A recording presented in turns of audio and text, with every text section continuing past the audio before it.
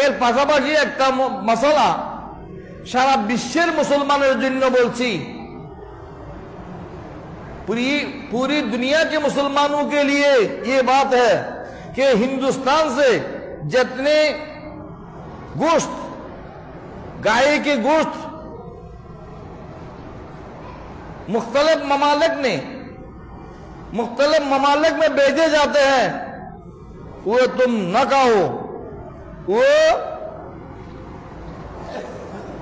Agency का नाम अन्नूर है, एजेंसी का नाम अल अरबिया है, एजेंसी का नाम अल हबीब है। नाम अरबी नाम से दिया, मगर वो उसके मालिक है हिंदू। हिंदू मशीन से गाय काटते हैं, हिंदुरा মেশিন দিয়ে গরু কাটে। সেই গরু খাওয়া যায় সরে না।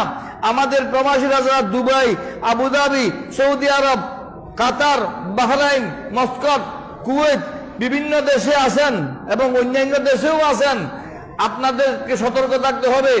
ইন্ডিয়ার এইসব আরবি নাম থেকে কোনো কোম্পানির গোশত, গরুর গোশত খাওয়া যাবে না, সেটা হারাম হবে। সেটা বিসমিল্লাহ পরে জবে করা হয়নি। আপনি গরু গোশত খেয়েছেন মজার জন্য, কিন্তু আপনি হারাম খেয়েছেন। আপনার আওলাদের মধ্যে পর্যন্ত কোনো বলি বুজুর্গ হবে না, আপনার আওলাদের মধ্যেও কোনো বলি বুজুর্গ হবে না যদি আপনি হারাম খেয়েছেন। এই জন্য প্যাকেট গোশত যেগুলো আছে, হয়তো বাংলাদেশেও আছে, আসে। ইন্ডিয়ার কোম্পানির নাম আল হাবিব, কোম্পানির নাম আল আরবিয়া, কোম্পানির নাম আল নূর, এই ধরনের আরবি নাম দিয়ে কি করেছে, কোম্পানির নাম দিয়েছে। এগুলোর মালিক হলো হিন্দু, এরা মেশিন দিয়ে গরু কাটে, এরা হালাল পদ্ধতিতে বিসমিল্লাহ বলে জবে করে না। ইন্ডিয়ার থেকে এক্সপোর্ট করা এই বিভিন্ন দেশে যে গোশত যায়, গরু গোশত পাচারের ক্ষেত্রে ইন্ডিয়া বিশ্বের মধ্যে 3 নম্বর, ইতালি 1 নম্বর। এই যেসব দেশের গোশত প্যাকেট করে আসতেছে, দুবাইওয়ালারা সস্তা গোশত খাওয়ার জন্য খায়, এগুলো হারাম গোশত। এইগুলো যদি আপনারা খান, আপনার আওলাদের মধ্যে পর্যন্ত কোনোদিন বলি বুজুর্গ হবে না।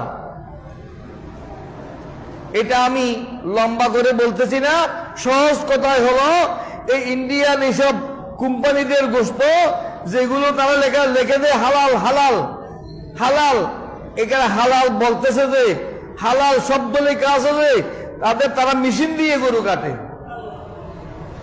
তারা গরু কাটার যে চিত্র ফেসবুকে দেখা যায়, মেশিনের ভিতর ঢুকাই দিয়ে গোস্তের দিকে গোস্ত, হাড্ডির দিকে হাড্ডি, চামড়ার দিকে চামড়া চলে যায়।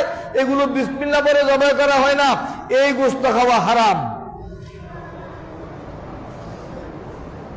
ভারতের ট্রেনে যদি আপনি সফর করেন, সেখানে কোনো জবে করা পশুর গোস্ত খাবেন না। ট্রেনে মাছ খেতে পারবেন, ডিম খেতে পারবেন। এরা ট্রেনের মধ্যে জিজ্ঞেস করে ভেজ না non veg, veg non veg,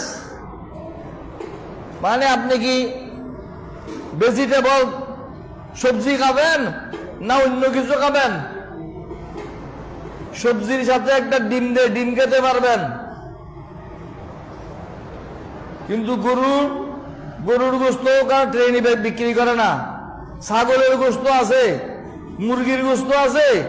এই মুরগি বিসমিল্লাহ পড়ে জবে করেছে, এর কোনো নিশ্চয়তা নাই। এই ছাগলের গোশত বিসমিল্লাহ পড়ে জবে করেছে, এর কোনো নিশ্চয়তা নাই। অতএব এই ভারতের ট্রেনে সফর করলে আপনারা মুসলমানেরা সেই গোশত খেতে পারবেন না। বিশেষ করে ভারত থেকে পাচারকৃত বিভিন্ন দেশে পাঠানো গরুর গোশত, এটা কোনো ক্রমেই ছাগলের গোশত, গরুর গোশত এইগুলো মেশিন দিয়ে কাটে, এইগুলো খাওয়া যাবে না। আমার কথায় যদি 100 জন মুসলমানও এর থেকে বেঁচে থাকে, এটা পরিহার করে, সেই স্বভাব আল্লাহর রহমতে আমি পাবো, আপনারা পাবেন।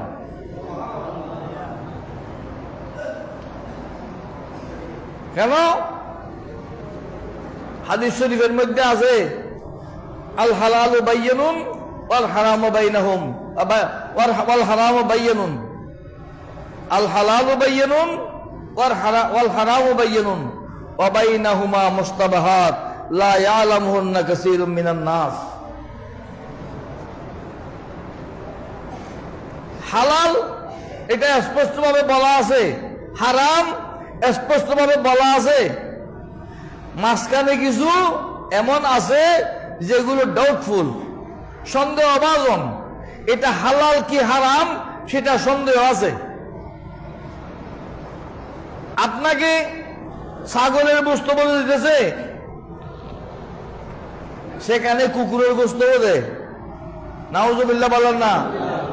আপনি রেডিমেড ছাগলের গোশত খাইতেছেন, দুবাইওয়ালা, মস্কটওয়ালা, কাতারওয়ালা, বাহরাইনওয়ালা, সৌদি আরবওয়ালা প্রবাসীরা আছেন, রেডিমেড গরু ছাগলের গোশত, মুরগির গোশত খাইতেছেন।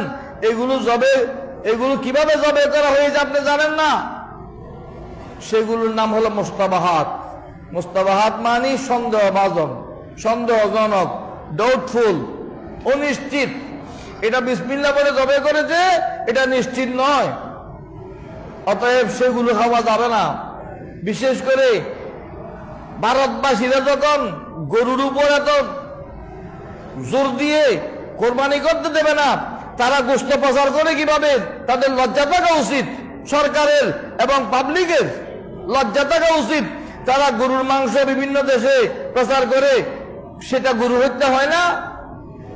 কোরবানি দিলে গরু হত্যা হয়।